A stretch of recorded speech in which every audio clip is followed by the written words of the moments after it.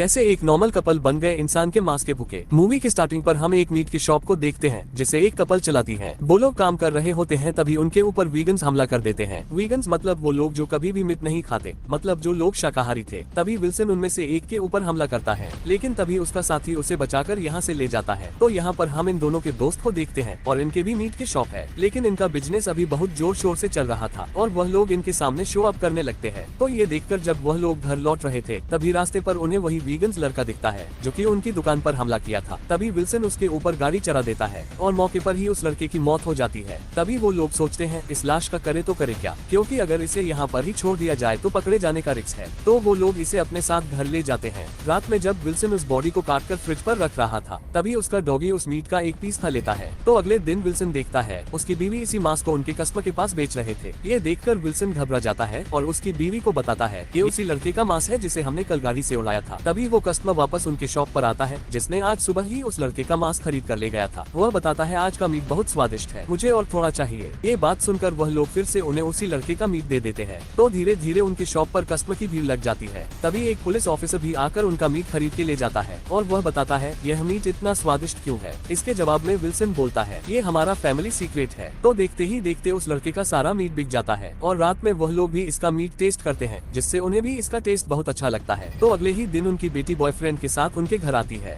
Wilson की बीवी उसे एक डिश सर्व करता है, लेकिन वो इसे खाता नहीं। तभी उन्हें पता चलता है कि ये भी एक वीगन्स है, यहाँ तक कि वह उनके लाए हुए केक को भी नहीं खाता। और उनकी बेटी अब इसके साथ रहते हुए एक वीगन्स हो गई थी। अब वो दोनों मिलकर इन्हें बहुत बातें सुनाती है, एक तरह से इनकी इंसल्ट करने लगते हैं और ये सुनकर उन्हें बहुत बुरा लगता है। तो अगले दिन वह लोग उनके नए शिकार के लिए एक रेस्टोरेंट पर जाते हैं। तभी उन्हें वहाँ पर एक गोलू मोलू वेटर दिखता है और वो भी एक वीगन्स था। तो उसकी बीवी उसे बहुत फोर्स करती है उस लड़के की शिकार करने के लिए। तो वो उसे मारने उसका हथियार लेकर जाता है, पर उसे वो मार नहीं पाता।